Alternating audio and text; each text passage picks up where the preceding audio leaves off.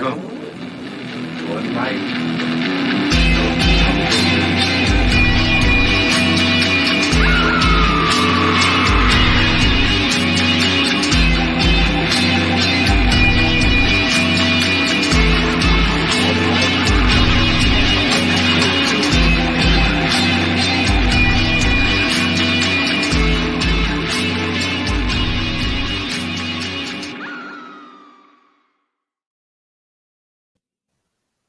Hey, welcome everybody. Hello. This is Reaper's Digest. I'm Blake Ray. And I'm Duke Ralston. And I am MC Williams. We have a special guest with us today. Hello. Yeah. So, we're going to get into some indie horror, talk about MC Williams' story today, The Library. We're going to be talking about the idea of making and doing and the DIY ethic that is so available in horror. Mm-hmm. So, as always, I am the lead singer of the band Blood Oaks. And Duke, you are? I am. I play the Grim Reaper in Tennessee Macabre. We host B horror movies, classic B horror movies. I heard you had a very special guest recently. We did. Well, of course, we shot Plan 9 from Outer Space with a special guest host. Mm-hmm. That would have been you. And I believe we're going to be doing a few more things around with you coming down. Yeah. So we're looking forward to that. Yeah. So tell us a little bit about yourself, MC. Yeah, I am the host of the Myths Your Teacher Hated podcast, which tells mythology, folklore, and fairy tales from around the world with all of the sex and violence left in. I'm also a writer of primarily horror, sci-fi, science fiction, and urban fantasy. Working on a YA story set in the Aztec mythos right now, as well as a somewhat Lovecraftian story for a LeVar Burton's podcast. Nice. Nice. What are you drinking tonight, Duke? Well, I am drinking Straight and Narrow from Common John Brewing, my favorite microbrewery, located in Manchester. And I've been sitting here staring at this for the past 20 minutes like a dog staring at a bone. I'm so glad to pop the top on it. What are you drinking? I got Terrapin, brewed out of Athens.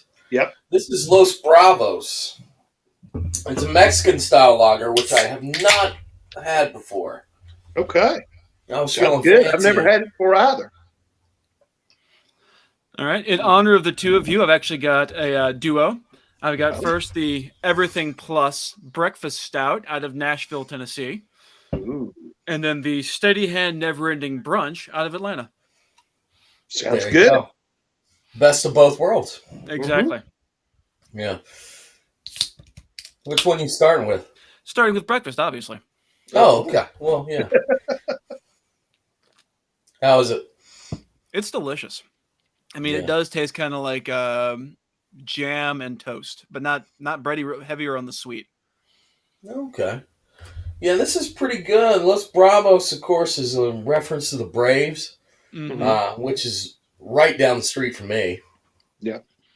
Mickey, you know. I do. You've been to my house. Full disclosure, I've known Mickey a long time. Okay. But we've got kind of a little bit hoppier than your average.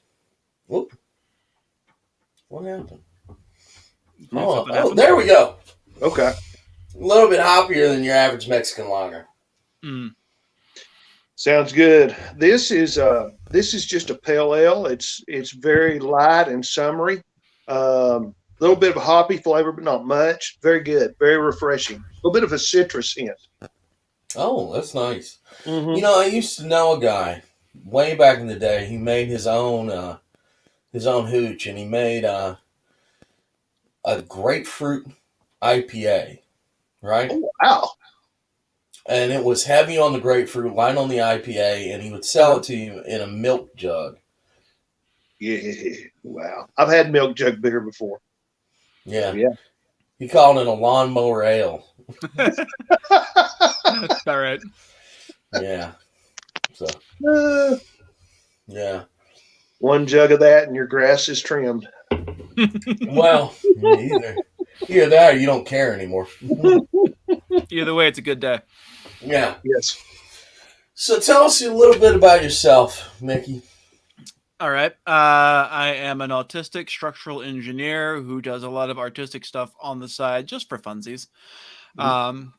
I've been running the Myths Your Teacher Hated podcast for about 5 years now. I do a lot of speaking on the local convention circuit. I do a lot of short fiction writing, some mystery writing. I'm considering putting together a self-published series of short stories, mostly in the horror genre. Yeah, I think that's about covers it. Yeah. We're going to come back to that idea of self-publishing. Yeah. Because that, I think, is important to what we're talking about today. So the story in question, because I wanted to have an anchor story for this, is a story you published in my magazine, Pulp Factory, and our second issue, called The Library. Why don't you tell us a little bit about the story?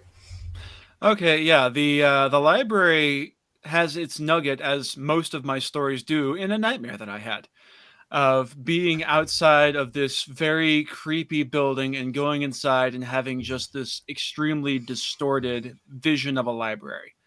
And so when I saw the prompt art for that month of the guy with a torch, what looked to me like a wall of books, I immediately connected the dream to that and went straight for it. I love magical realism, so it's basically taking the idea of what changed one thing and it completely changes reality. In this case, the idea that knowledge is power.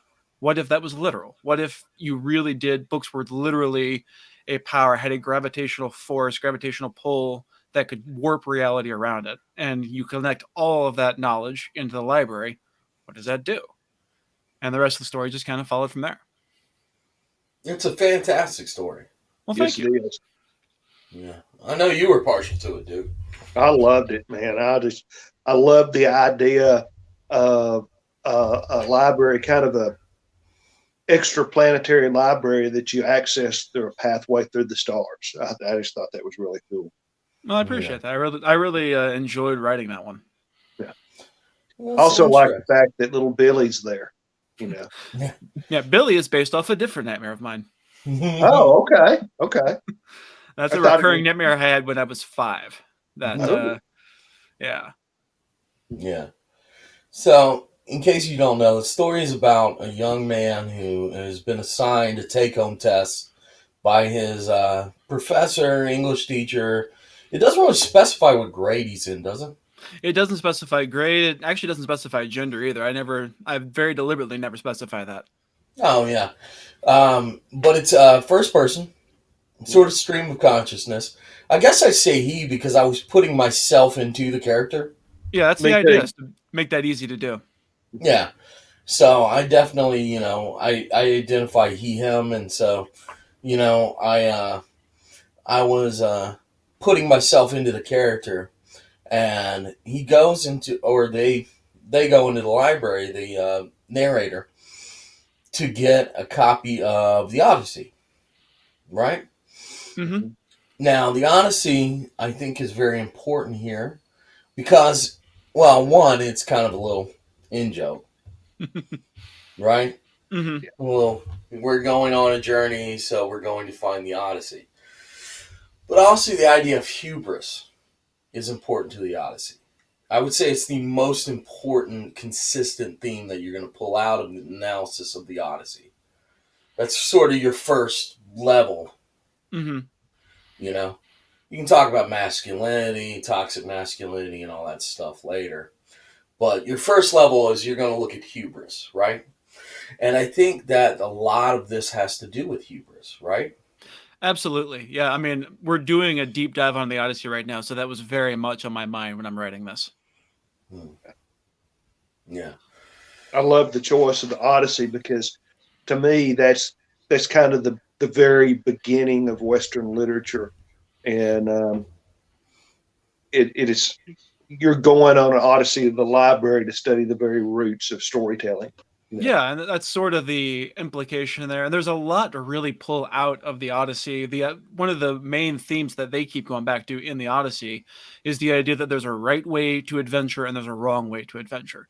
And if you do things the right way, you'll succeed. If you do it the wrong way, if you rely on yourself, if you deviate from the correct path, things go very poorly very quickly. And so you've Yes. got our narrator who is doing things the Odysseus way, and then you've got poor Billy, who is the suitors, who is everyone else in that story who tries and fails and ends up dashed on the rocks. It's Agamemnon. It's everyone else. Yeah. Everyone whose ears weren't covered. Yeah. Yeah. So I love the use of the Odyssey. I love the little nods to classical literature throughout. I'm not going to spoil the story too much because I do want you to go read it. Because I I think love it's really some of the books that attack you, that attack the narrator on the way in. I love the choice of books that, like I said, we're not going to spoil it, but the choice of books that come up. One in particular, I just love that comes up to attack. You know, so I thought that was pretty cool. Yeah, I spent a lot of time. I had a whole list of different options and how it would work out before I finally decided on the ones I ended up deciding on. Okay. Yeah. So let me ask you something, Mickey. Mm-hmm. How much Lovecraft is in this? As with pretty much all modern horror, it's the foundation of the idea of something that you don't ever really get a good glimpse of that is warping reality. And if you look at it too closely, things are going to go badly is definitely in there, as well as the idea that knowledge is dangerous, which is another heavy Lovecraftian theme. Yeah. It's really hard to write modern horror without some Lovecraftian underpinnings, but this one definitely goes real heavy on the Lovecraft. You still there? I'm still here. Oh, my router keeps saying it's not. Anyway, I don't think it's affecting anything. No, my router just keeps yelling at me. Yeah, you're coming through on this end, so I think it may just be interrupting on your side. Me. So, in this, you write, I believe it's on the 4th page of their, or rather it's on the 2nd page. Mm-hmm. To find the library, you just follow the stars. Or maybe it's more the spaces between the stars. Mm-hmm. Look up into the night sky where the moon isn't and sort of unfocus your mind. If you do it right, you'll feel the seismic pull of the accumulated books of the library. After that, you follow the feeling until the architecture crawls out of the night to sprawl before you. Just make sure you don't accidentally wander somewhere worse by accident. Yeah. So that's Lovecraft through. Oh, That's hardcore pure Lovecraft. Yeah. Yeah. That's the honor. I love the librarian.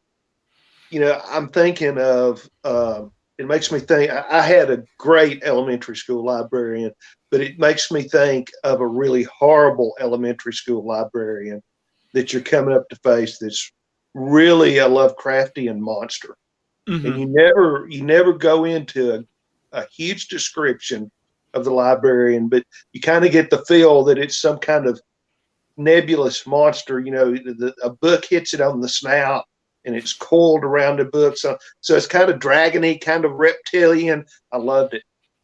Yeah, I definitely was playing with the idea of what would hoard books. Obviously a dragon of some sort, but I didn't want to give too much of a description because in my mind and in a lot of analyses of horror that I've read, the most horrible thing you can describe is not describing because the audience will fill in something worse than anything you can come up with. Yeah. And so if you give their imaginations room to play, they will do all the work for you. Are you sure it's not a giant spider? Because maybe it should be a giant spider at the end. Shelob? Yeah, God. Here's the king. A man who can write 1,000 pages and then just not end it. I'm convinced King's books are so long because he doesn't know how to end. Yeah, I mean, he's one hell of a storyteller, but he is in desperate need of an editor. Oh, Yes. Yeah. Sometimes I feel like that, you know, there are a couple of his books that I really love, I always loved the stories, but some of the books he's written, it just kind of drones on and on with descriptions of things that don't really need to be described, you know? Yeah, it definitely becomes a problem. I really enjoyed his Dark Tower series because it moved along at a little better clip and did Yeah, a really cool job of wandering through the books, but never really getting bogged down in just eloquent prose, really. right, Yeah. right. Well, I think that is something interesting to say here. The idea of being in desperate need of an editor. Mm-hmm. A lot of times, indie creators are without editors or beta readers. Mm-hmm. So let's get into that. How do you approach that? I'm actually in a couple of Facebook groups dedicated to authors helping authors, and then two that are dedicated especially to finding beta readers. And Mhm. so for this story, I found two different readers who significantly helped me improve this story, helped me find passages that were clunky, find stuff that just didn't make sense.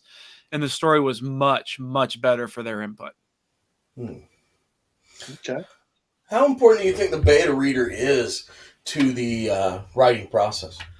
I mean, honestly, I think it's vital because by the time you've written something, short fiction for sure, but particularly when you start getting in the longer the novella and the novel length, you have stared at this thing for so long and you've read it so many times that your brain fills in what you expect to be there rather than what is. And so you have a fresh pair of eyes come in, read through it, and they'll see something. They'll go, "Well, this doesn't make sense," or "What's going on here?" or find inconsistencies, point out stuff that just didn't work that you think is great, but it doesn't work for them.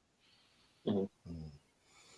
Yeah, That's and it. Duke, you know something about writing a longer work. Yeah, yeah.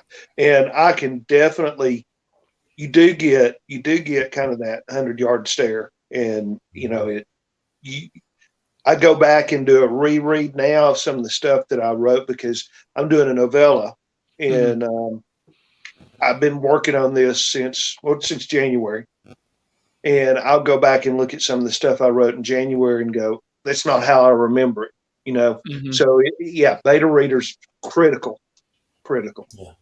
In that case, I serve as the beta reader, Yes, but also the editor. Now, I yes. want to tell you, Mickey, Mhm. I was mad at you when I first read this story All right, I'll bite. Why?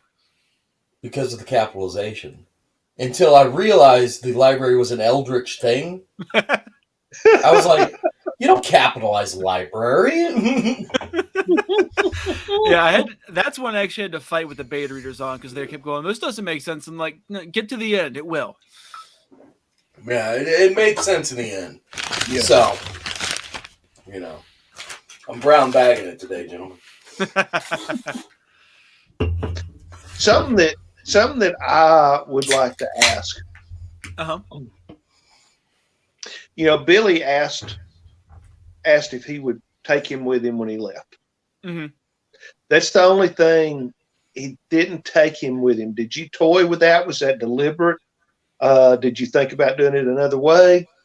Yeah, I played around a lot with how to end that interaction because I figure Billy wants out of there. Billy feels trapped. Billy has Yeah. been in there for who knows how long and will be in there for who knows how much longer. But the narrator also doesn't really trust Billy. And Right. there's that whole thing where it's like, how do I know you're not going to betray me? I'll just come back and smash you. It's like, if I'm betraying you, you'll never get the chance. Yeah. And so I do think the narrator themselves were conflicted because on the one hand, it is the right thing to do is to help out someone in need. But on the other Mhm. hand, this is someone who got to where they are based on their own choices, their own hubris.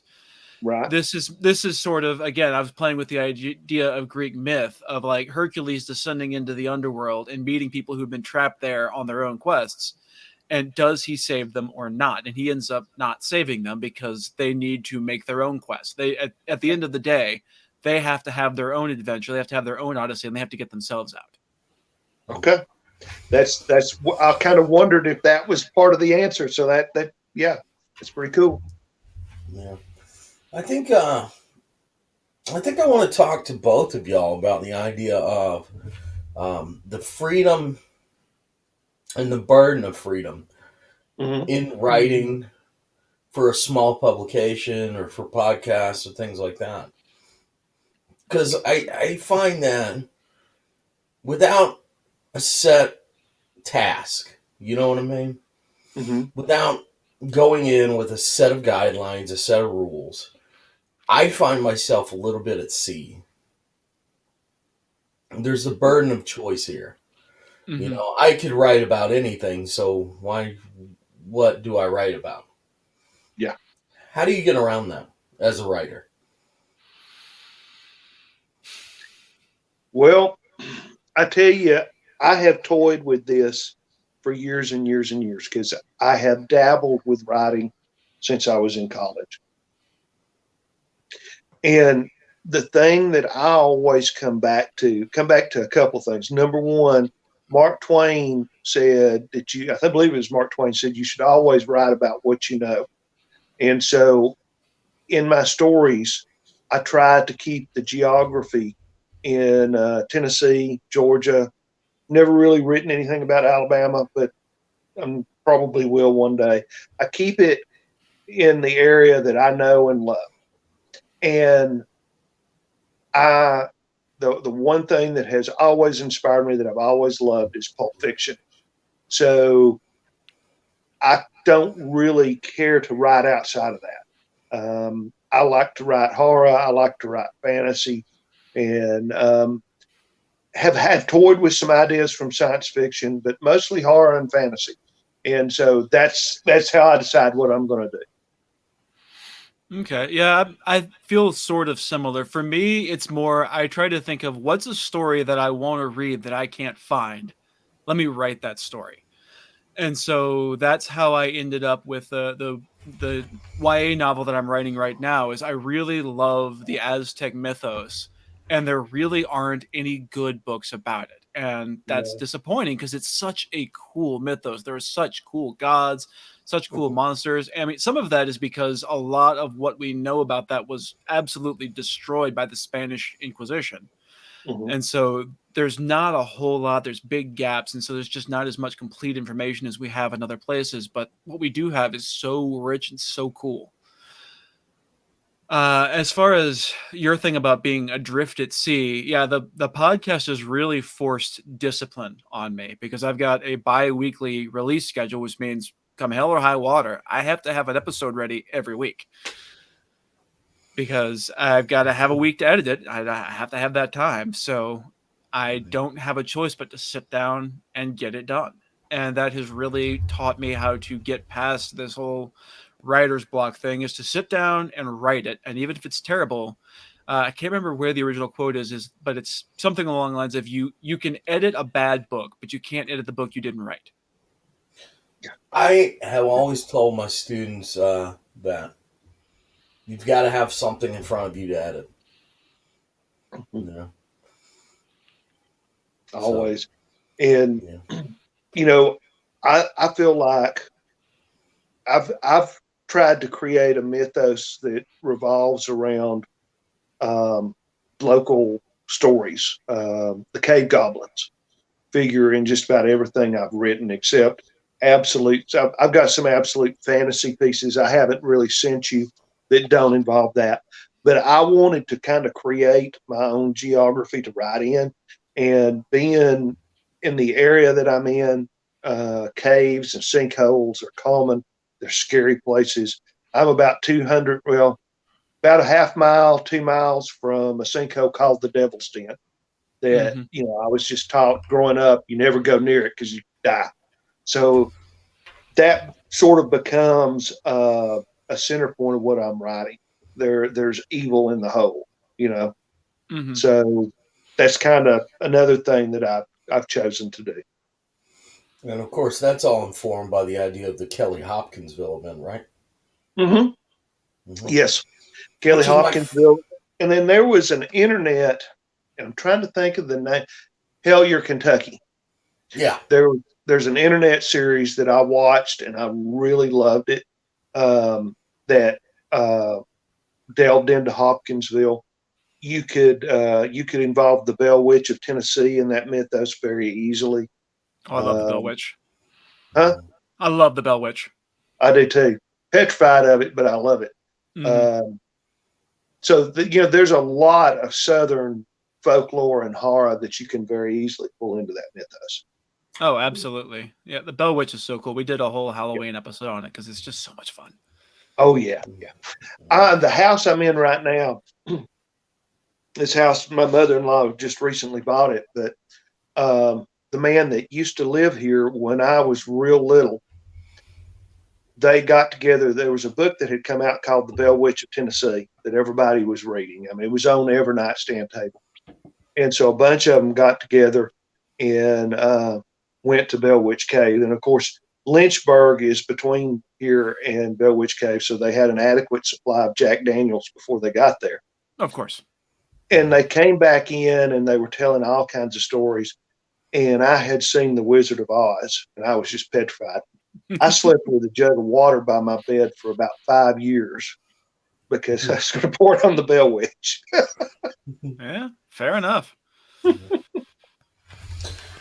So, let's talk about the world of indie publishing, because I want to say that one of the big things that has come out, one of the big positives no one talks about out of the world of on-demand books, Kindle, Fire, Kindle, what's the other one, Mickey? KDP.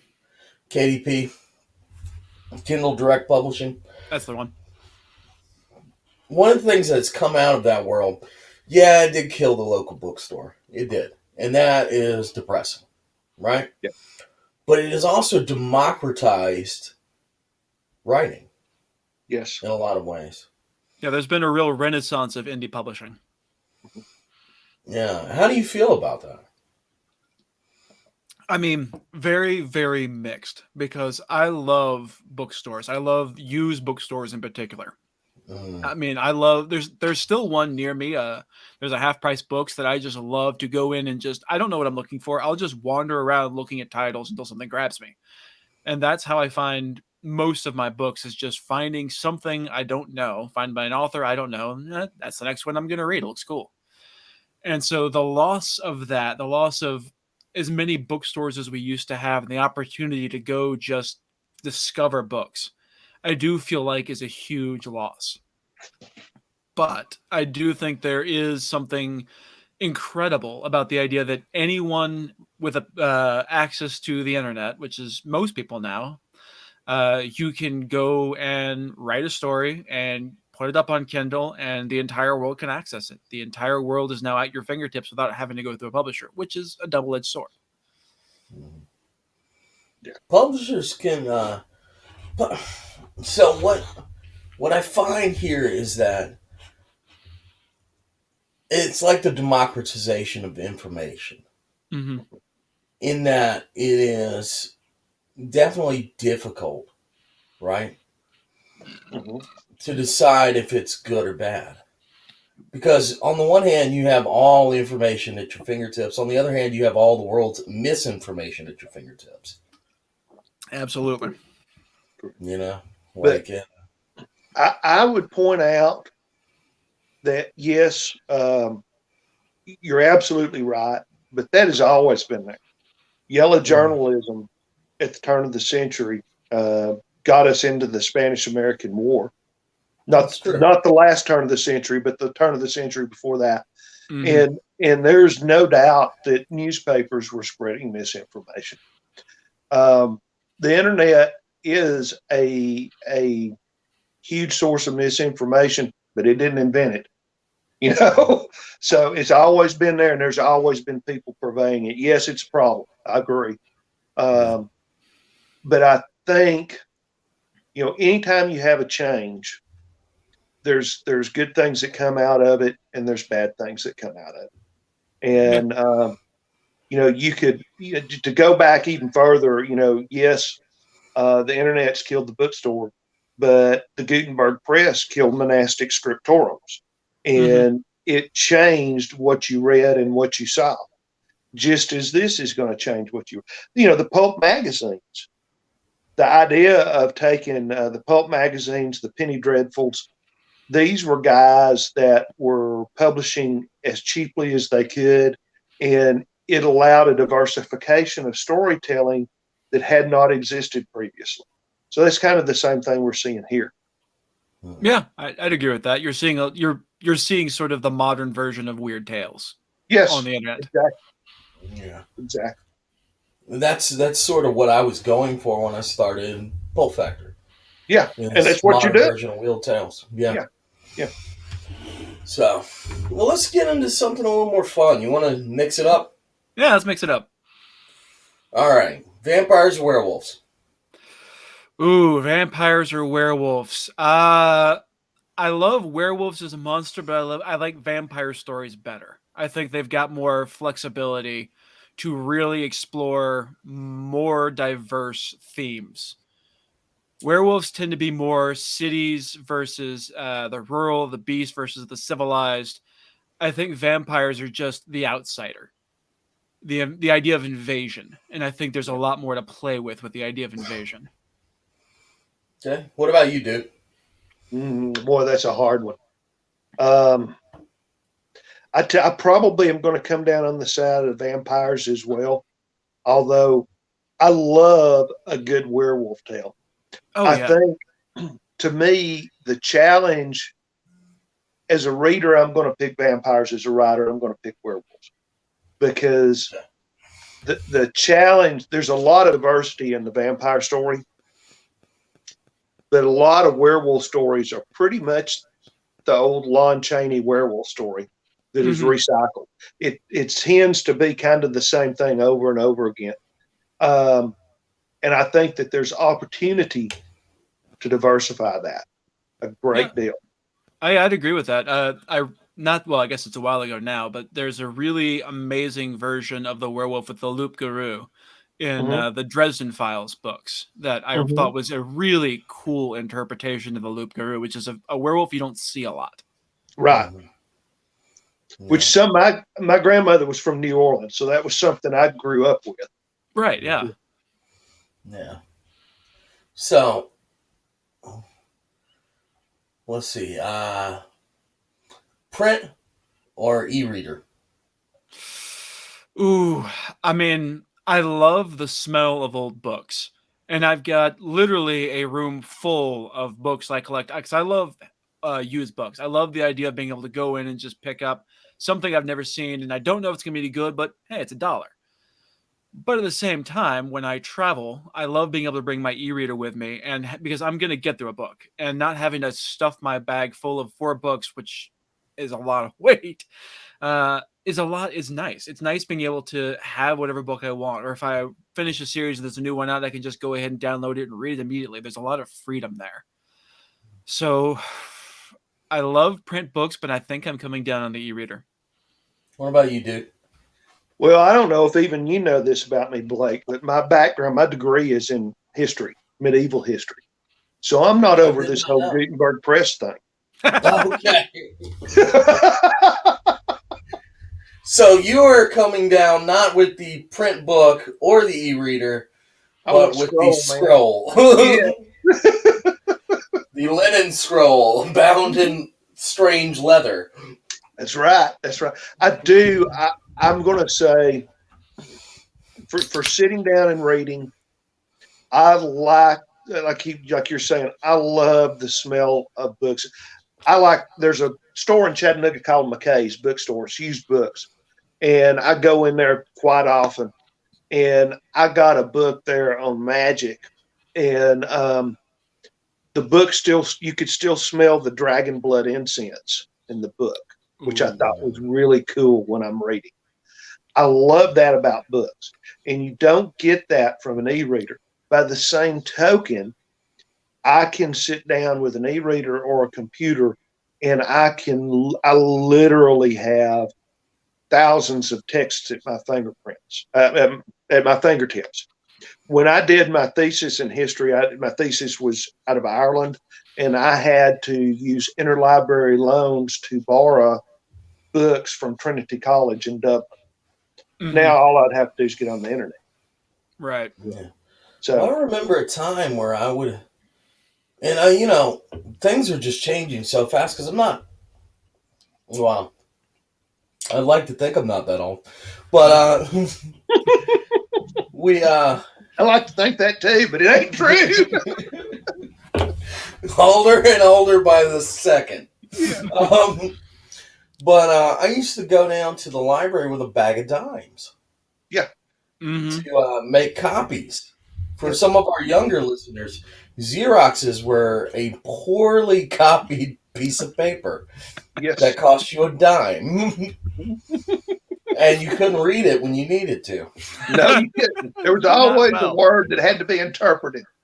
Yeah. So, Yeah, I mean the whole idea of scanning text has been absolutely critical to my podcast because trying to get a copy of, say, the original Romance of the Two Dynasties is almost impossible. Right. But I can find it online. Yes. Yeah. I You feel like can go you two could. Go ahead. One of my favorite websites is sacredtext.com. Oh, I love sacred texts. Great website. And I can go down. If I'd had that in college, I would have gone nuts.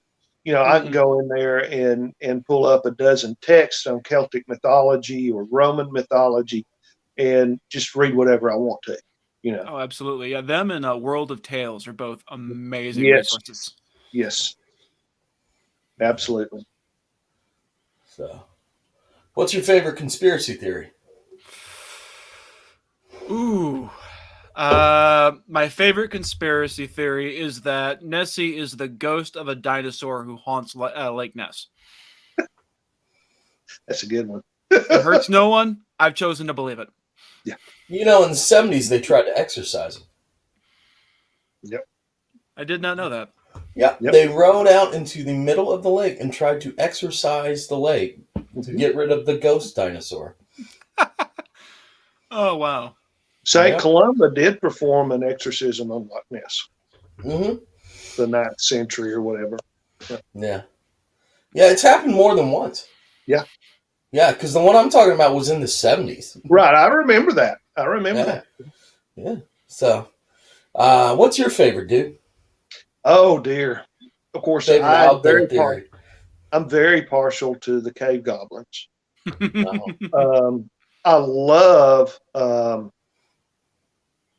the what's the word I'm trying to think of? The Chariots of the God books Mhm. by Kurt von Daniken.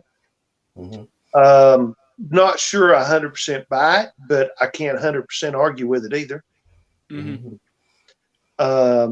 I really am into Roswell and the JFK conspiracy theories. There's a lot of stuff out there that, I mean, I like the idea that the Sphinx, the body, and this is one that appeals to me as a geologist, the body of the Sphinx has got to be at least 10,000 years old. Because it has a type of erosion that occurs from torrential rainfall, not from desert erosion. And they're very different. The torrential rainfall creates vertical erosion. Desert erosion is horizontal. Well, I mean, the Egyptian dynasties are far older than we really can grasp. Yes. Like Yes. the ancient pyramids were as old to Cleopatra as Cleopatra is for us. Mm-hmm. Wow. Exactly. And when the pyramids were built, there were still mastodons in parts of the world. Mm-hmm. Yeah. So that was a leading question, which gets me to my favorite conspiracy theory. Yes. Let's hear it. The moon is actually an alien space station. Oh, wow. That's a good one. Yeah. There's a whole website, and go look at it. It's like one of the, if you remember the old internet, green text on black, you know what I'm talking yeah. about? Yeah. Oh, yeah. Yeah, it's that same kind of writing. It's called whobuiltthemoon.com, Mm-hmm. which I'm surprised they snagged that, domain name up. But my man has some, he's swinging for the fences, This really sounds like Doctor Who meets SCP. It's right there, but it is dead serious. That's amazing. Wow. So I love using conspiracy theories as writing material. Oh oh yeah. yeah, They're great. oh yeah. They're great. Yeah. Yeah. You know, I know the answer to this, but you didn't get to say like werewolf or vampires. Werewolves all day, No, of course. all day. That shocks me not at all. Yeah. I knew the answer, but I thought you ought to get to answer it.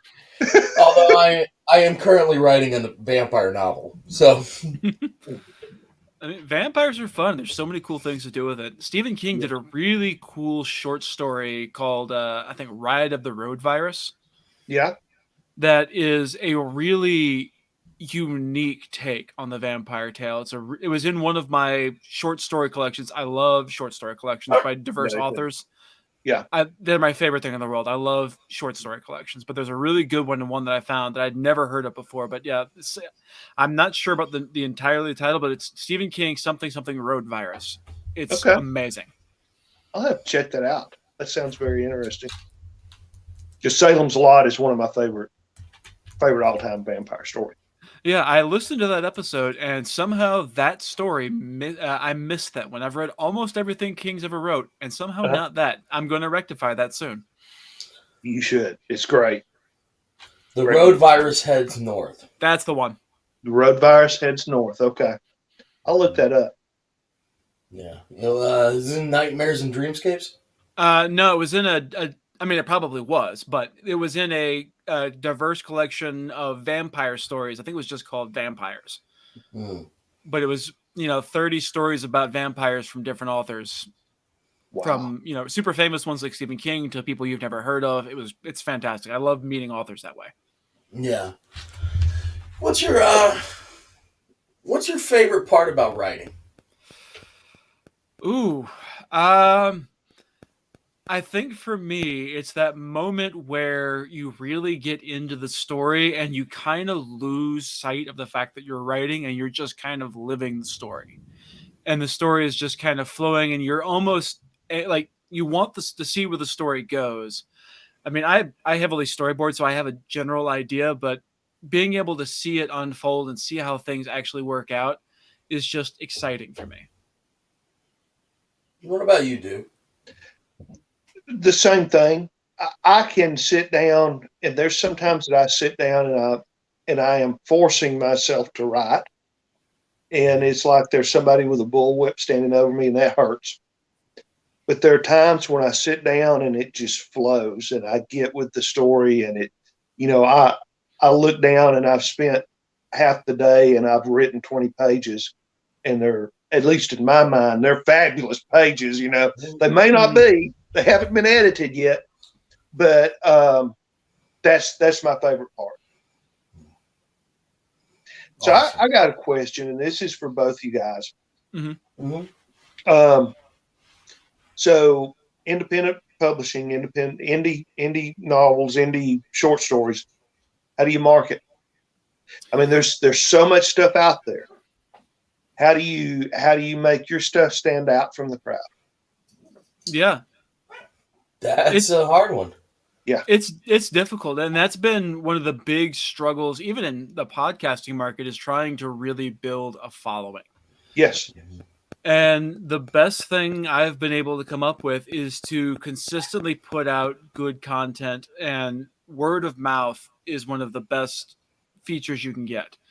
I spend a lot of time, well, not a lot of time. I spend some time on the convention circuit, meeting people, doing panels, and that's a lot of fun. And I get some new listeners that way. But the vast majority of the people that I find, I get because someone recommended the podcast on a Facebook group or on, somewhere else or in a review. And for the same reason, when I get something I really like, I will beat it into the ground. I will tell everybody about it. I will insist everybody go listen to it, because that's how it grows. That's how these things work. I think it's sort of like, to piggyback off of what you were saying, Mickey. It's a lot of my marketing knowledge has to do with being in a band. And they say that you've got to play a small show the same way you play a big show.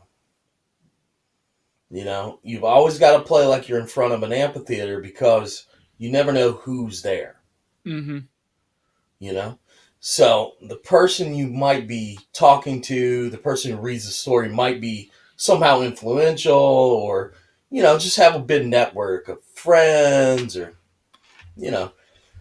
But I guess at the end of the day, that's really the hardest part about indie publishing. There's no built-in marketing. Mm-hmm. No, it's a part you got to figure out. And I know my friend, and you've met Neil Privet, has his own publishing company and has done several books independently that are on Amazon. And it's something he struggles with. It's something that I struggle with. And I've done a lot of marketing for my TV show online. I spend a lot of time doing that. And it's a hard slog. I mean, there's just a lot of stuff out there.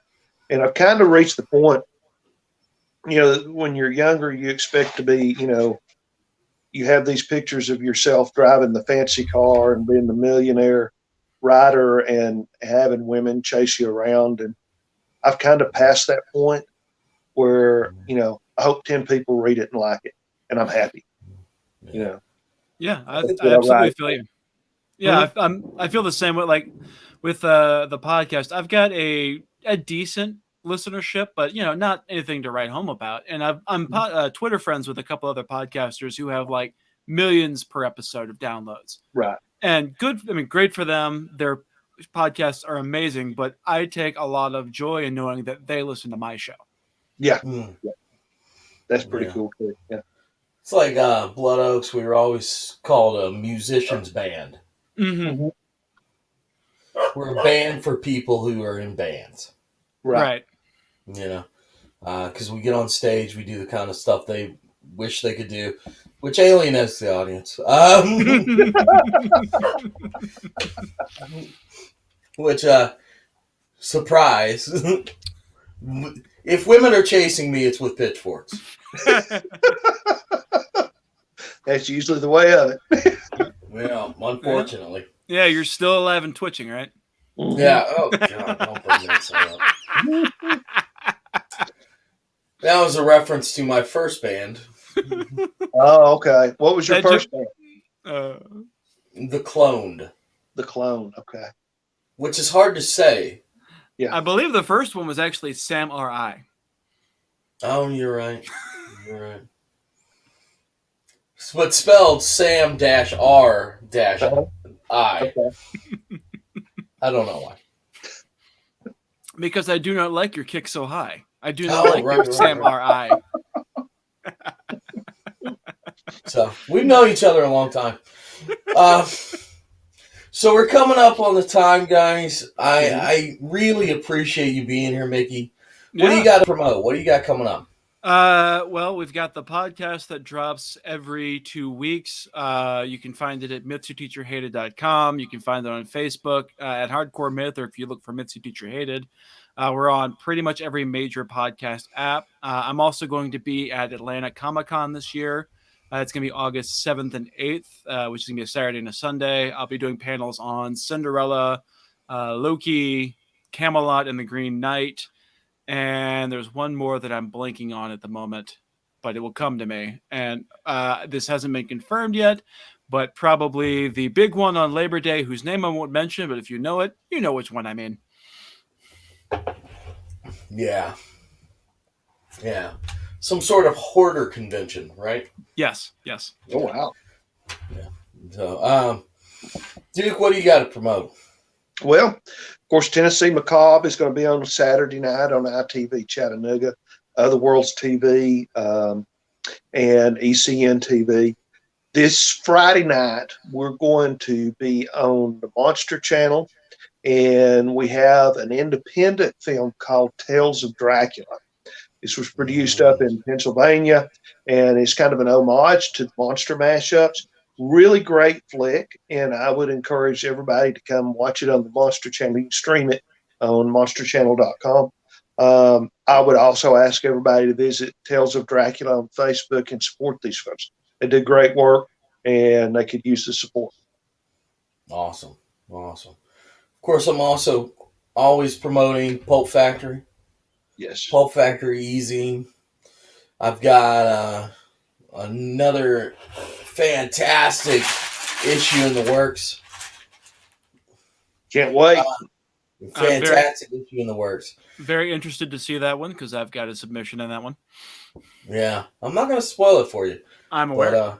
But you might see some more MC Williams work.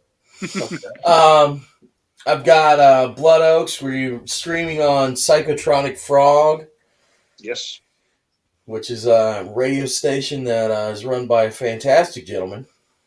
Yes. So, good looking. Very. Well, he's got the perfect face for radio. Yeah.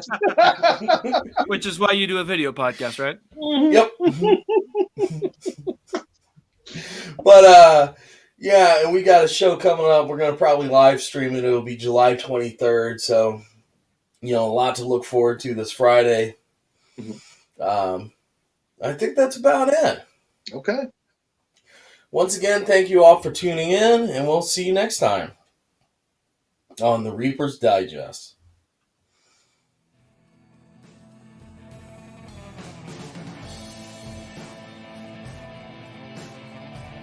Thank you for choosing the Reaper's Digest podcast. Like and subscribe. Recommend us to your friends. Check us out on all social media outlets. We'll see you next time.